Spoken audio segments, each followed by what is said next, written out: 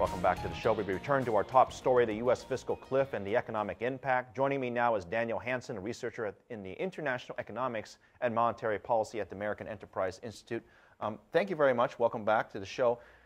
What do you think of the deal so far? Now, I know nothing's been confirmed as of yet, but from the details that you've heard so far, the tax brackets seem to be in place, the death tax seems to be in place. The one question mark seems to be spending cuts, which apparently there aren't very many of that. That's right. And until they can get a spending cut deal in place, I think it's going to be very difficult to get the House to go along with the Senate version of the bill that, is currently sort of the popular one, the one that the president thinks will get passed, and the one that the Senate has some agreement on.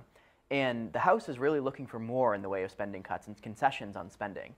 So even if they can get some sort of stopgap measure in place for tax increases, the fight's not going to be over until the House gets what they want. Our audience is international, and joking aside, there's always jokes about how the American budget is always over budget, at least since the Clinton administration.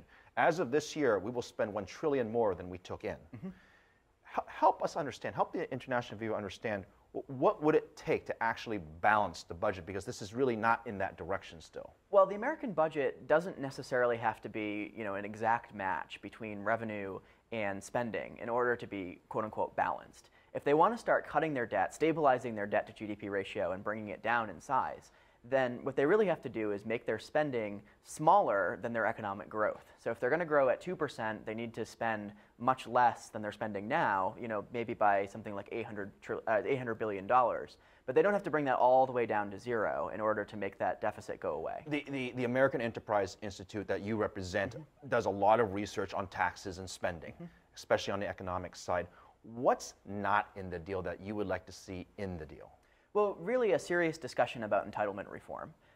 Right now, there are spending cuts to defense spending, there are spending cuts to entitlement spending, but nobody's talking about the sort of third rail of American politics, spending on Social Security, Medicare, Medicaid, entitlement programs, which really comprise the lion's share of the American budget, the largest percentage. Well, you might get your wish because under the current deal proposal is they're going to delay the sequestration for at least 60 days. That would coincide with the raising of the debt ceiling, and might that topic then become topic number one? Well, one can only hope. I mean, entitlement spending does very little to spur economic growth, and it's very important that we get it under control. It's almost a 1-to-1 ratio between entitlement spending and all other spending within the United States federal budget.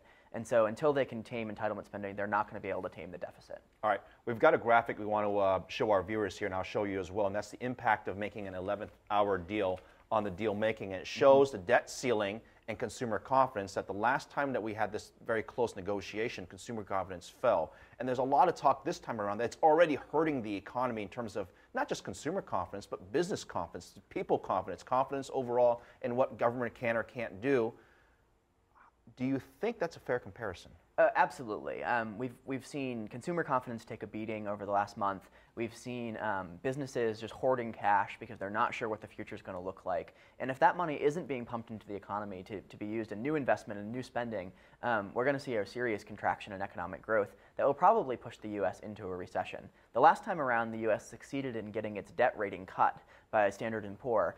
We could see that again with a collapse in consumer confidence. Our White House correspondent, Jessica Stone, was talking to us earlier about the next steps in terms of what's next now for the debt deal. What's going to happen next is the Senate may vote on it later this evening, and then the House would reconvene the following day, and they would potentially vote on it. At this point, help us understand, we're cutting this very close, but what could go wrong here? Well, there's so many things. I mean, the smart money is to say that a deal isn't going to get done because there are so many things that have to go correctly.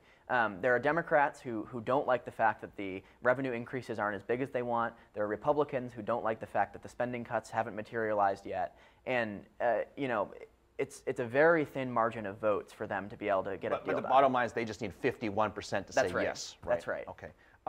Daniel, thank you very much for joining us on this New Year's Eve. And, thank you. We'll see what happens in 24 hours.